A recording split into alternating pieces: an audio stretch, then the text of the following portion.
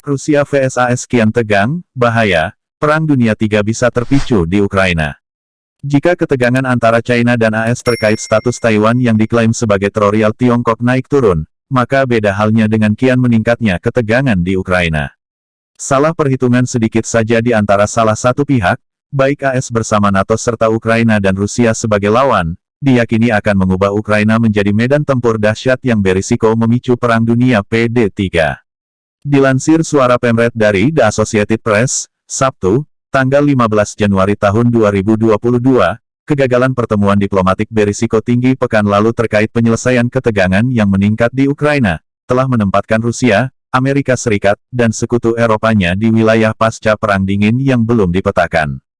Situasi ini juga menimbulkan tantangan yang signifikan bagi para pemain utama untuk menghindari konflik alias konfrontasi langsung yang berpotensi bencana karena melibatkan senjata-senjata mematikan. Tidak seperti perselisihan sebelumnya, yang muncul sejak runtuhnya Uni Soviet, krisis Ukraina saat ini, dan perbedaan yang tampaknya tidak dapat diatasi antara Washington dan Moskow. Hal ini juga dapat membawa risiko yang nyata dari sekadar melemahkan perang ekonomi menyusul risiko terjadinya konflik militer yang diperburuk oleh bahaya akibat salah perhitungan dan reaksi berlebihan. Bagi AS dan NATO serta sekutu Eropa lainnya, tidak kurang dari mundurnya sekitar 100.000 tentara Rusia yang sekarang dikerahkan di dekat perbatasan Ukraina, akan membuktikan bahwa Presiden Rusia Vladimir Putin memiliki niat untuk bernegosiasi dengan itikat baik. Rusia tuding Barat tak jujur. Bagi Rusia sendiri, penolakan mutlak Barat untuk mempertimbangkan larangan ekspansi NATO dan penarikan pasukan dari Eropa Timur, adalah bukti ketidakjujurannya. Konsesi potensial ini diperumit oleh fakta bahwa baik Putin maupun Presiden AS Joe Biden, tidak ingin dilihat mundur di depan audiens domestik atau asing. Penolakan, sejauh ini oleh masing-masing pihak untuk turun dari apa yang dianggap pihak lain sebagai tuntutan yang tidak realistis dan maksimalis. Hal ini juga telah meninggalkan prospek diplomasi di mana AS dan sekutunya menuduh Rusia memicu ketegangan tanpa alasan yang sah, dan Rusia mengeluh lagi bahwa AS adalah agresor. Beberapa analisis percaya bahwa situasinya harus menjadi lebih mengerikan sebelum kebuntuan itu dapat dipecahkan.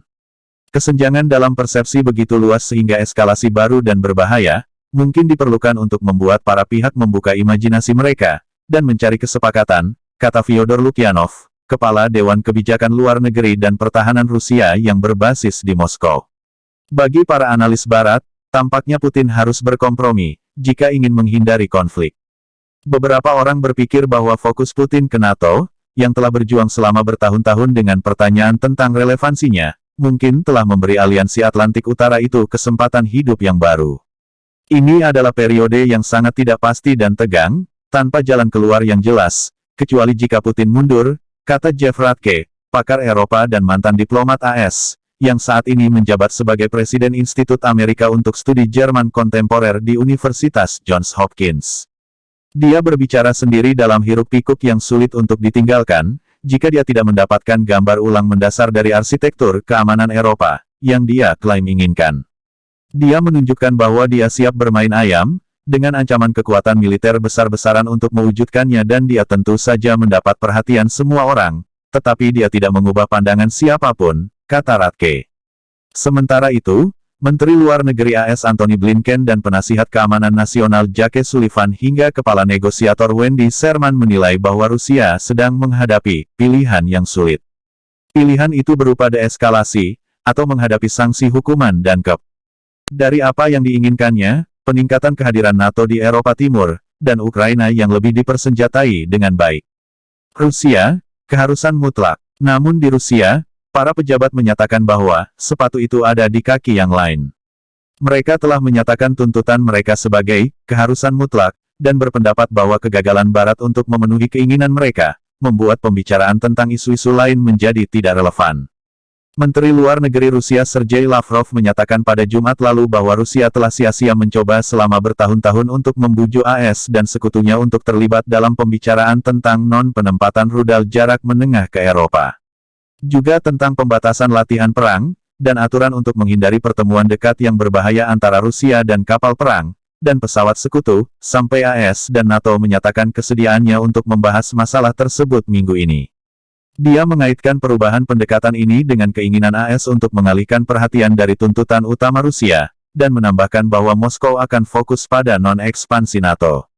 Dan, dia bersikeras bahwa AS-lah yang merumuskan posisi dalam pembicaraan, sementara sekutu lainnya hanya berbaris atas perintahnya. Sejujurnya, semua orang mengerti bahwa prospek untuk mencapai kesepakatan tergantung pada AS, kata Lavrov. Dia menyatakan, apapun yang dikatakan AS tentang perlunya berkonsultasi dengan sekutu dalam negosiasi, hanyalah alasan dan upaya untuk menyeret proses itu keluar. Dengan demikian, jalan pun buntu.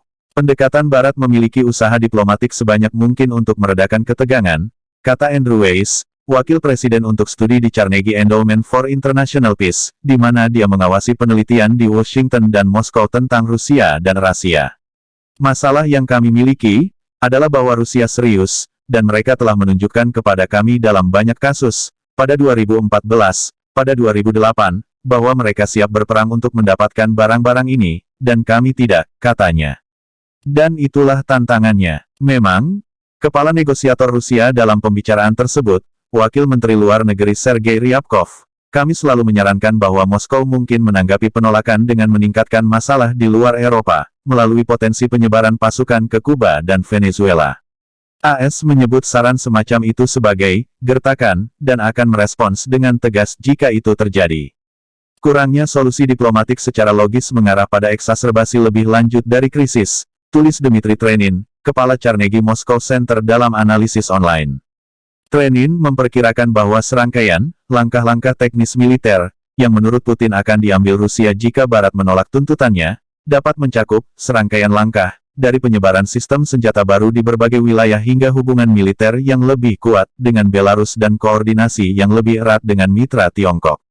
Namun, ada risiko bahwa dengan memfokuskan kemarahannya pada NATO, Putin mungkin secara tidak sengaja memperkuat tangannya, terutama dengan anggota barunya, seperti negara-negara Baltik, Hongaria, Polandia, dan Republik Ceko. Untuk negara-negara yang telah bergabung dengan NATO sejak Perang Dingin, Anda pasti dapat mengatakan bahwa NATO lebih relevan bagi mereka sekarang daripada setahun yang lalu, atau pada 2014, kata Ratke. Siapapun yang berpikir bahwa NATO tidak lagi relevan dengan keamanan Eropa telah diberi pelajaran dalam beberapa bulan terakhir. Dan itu hanya akan menjadi lebih buruk, lanjutnya. Veteran perang Ukraina siap angkat senjata. Sementara itu, dilansir Daily Mail, tanggal 16 Desember tahun 2021, invasi penuh Rusia ke Ukraina akan menyebarkan konflik global, dan bisa menjadi pemicu Perang Dunia III. Yulia Laputina, Menteri Urusan Veteran Ukraina menyatakan, negaranya siap membela diri jika Moskow melancarkan serangan lagi ke Ukraina. Tetapi, dia memperingatkan bahwa konsekuensi dari invasi yang diperintahkan oleh Presiden Rusia Vladimir Putin akan berdampak luas, dan tidak akan tertahan di negaranya. Jika Anda tahu bahwa Rusia akan menyerang, Anda juga harus berhati-hati dengan Balkan. Apa yang dilakukan Rusia sekarang di Serbia, adalah mencoba memprovokasi situasi di Balkan. Tapi, kami juga memperhitungkan awal Perang Dunia Ketiga, katanya kepada Sky News dalam sebuah wawancara. Komentarnya muncul ketika para pemimpin Uni Eropa memperingatkan Rusia bahwa tindakan bermusuhan terhadap Ukraina akan datang dengan harga tinggi. Ditanya apakah menurutnya invasi bisa menjadi pemicu yang mengarah ke Perang Dunia Ketiga, Laputina mengatakan kepada penyiar bahwa itu bisa. Secara geopolitik, sepertinya ini adalah skenario yang mungkin. Jadi, kita harus memperhatikan masalah Ukraina karena keamanan benua. Ini penyebaran perang. Dalam kasus invasi Rusia ke Ukraina akan jauh lebih luas daripada Ukraina, katanya. Rusia telah memindahkan sekitar 70.000 tentara ke perbatasannya dengan Ukraina, dengan beberapa pejabat menyarankan sebanyak 100.000 tetapi Moskow menyangkal bahwa mereka memiliki rencana untuk menyerang Ukraina, seperti yang dilakukan pada 2014 ketika mencaplok semenanjung Crimea. Rusia menyatakan terancam oleh hubungan yang tumbuh antara NATO dan Ukraina, yang ingin bergabung dengan aliansi itu, dan kemungkinan rudal NATO dikerahkan untuk melawannya di tanah Ukraina. Laputina, yang naik pangkat menjadi Mayor Jenderal di Dinas Keamanan Ukraina, menyatakan bahwa mayoritas dari 400.000 veteran negara itu akan bersedia berperang jika dipanggil. Banyak veteran, berusia antara 20 hingga 60 tahun, adalah sukarelawan muda yang mendaftar untuk membela Ukraina dalam konflik 2014, yang telah menewaskan 14.000 orang. Mengenai apakah dia yakin Ukraina dapat melawan invasi oleh Rusia, Laputina menyatakan bahwa sementara invasi awal yang diperintahkan Moskow dapat berhasil, maka langkah selanjutnya tidak akan berhasil, karena pihaknya memiliki pengalaman yang sangat besar dalam perlawanan nasional.